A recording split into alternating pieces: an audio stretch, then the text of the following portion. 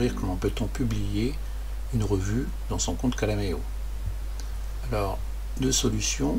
Dans un premier temps, vous pouvez cliquer sur le bouton publier maintenant en vert ou publier en bleu. Ça a exactement le même effet.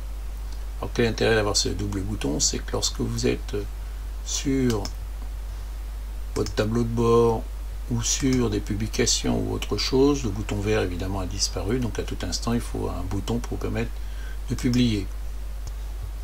Alors on y va, on clique sur le bouton publier. Que peut-on publier? Que peut-on mettre en format Calameo? Que peut-on transformer en format Calameo? Des fichiers PDF, des fichiers Word, des fichiers PowerPoint, fichiers Excel, donc les trois éléments classiques de la suite Office, Microsoft Office, mais aussi des fichiers texte, OpenOffice, Impress, Calc, Writer, donc tout ce qui est OpenOffice, etc.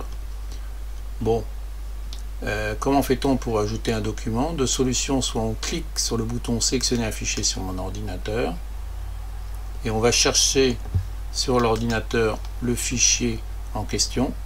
Donc là j'ai un PDF et j'ai un PowerPoint, on va voir le rendu différent en fonction des deux importations, ou soit c'est la même chose.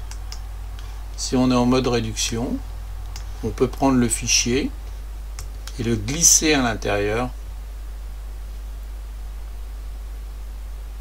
de la zone en question. À partir de ce moment-là, vous allez pouvoir lui donner un nom, soit le conserver en l'état, soit le renommer, lui donner un nom de dossier. Pour l'instant, par défaut, il y a mon dossier, mais on pourra en créer en ligne d'autres dossiers, une description, intervention sur la réalité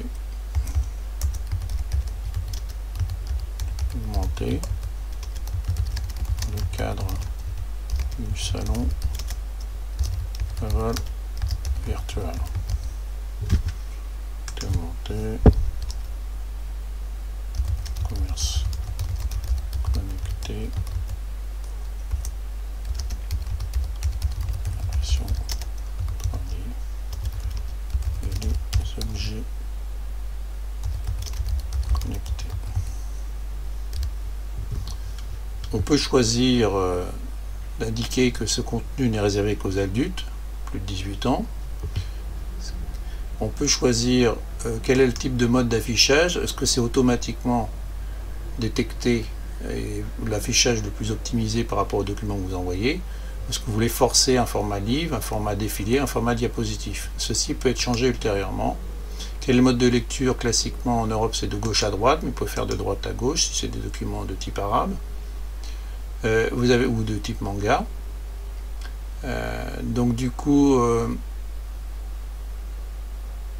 non, plus précisément de type manga, parce que arabe, même si on lit de droite à gauche, ce sera toujours des documents qui passent de page gauche à page droite. Après, vous avez la date de publication, les droits associés, et puis est-ce que c'est visible par tout le monde ou est-ce que c'est privé. Vous avez des options de boutons de partage. Est-ce que vous affichez les options de partage? Est-ce que vous autorisez ce que le document soit partagé? Est-ce que vous autorisez à ce que le document soit téléchargé? Ça c'est dans le cadre du Platinum. Est-ce que vous autorisez qu'il soit imprimé? Est-ce que vous autorisez les commentaires? Et puis quelques éléments de personnalisation.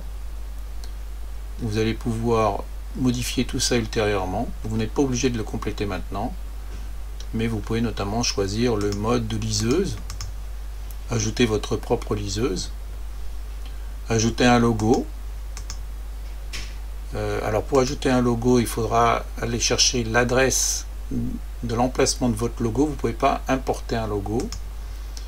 La redirection de logo, vers quel site web ça va. Éventuellement l'adresse d'une image de fond. Donc tout le petit défaut de tout cela, c'est qu'il faut que tout soit hébergé ailleurs. On ne peut pas importer ces éléments dans Calameo, il faut que ça soit importé ailleurs, dans d'autres sites web.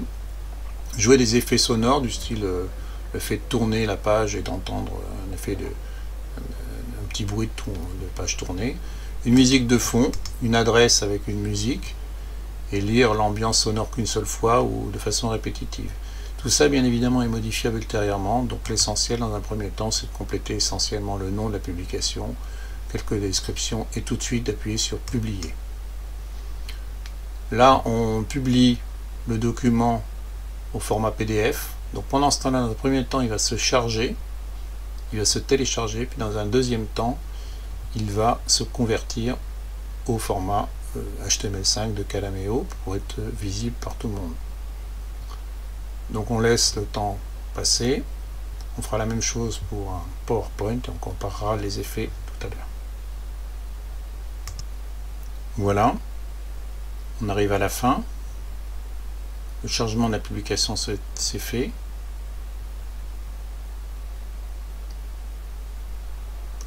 Et puis, dans un second temps, on arrive à la conversion. Il suffit d'attendre à nouveau. Et voilà, ça y est. Le document est publié, transformé, mis en ligne dans votre compte Calameo.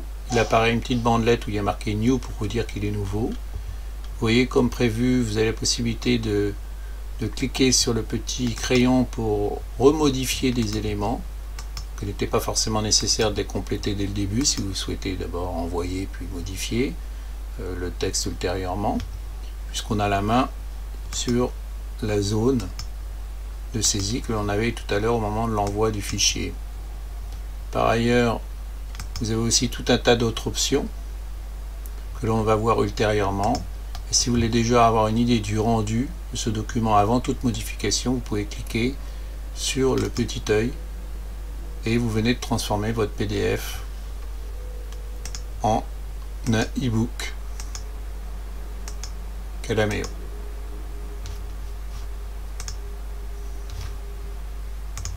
Et voilà.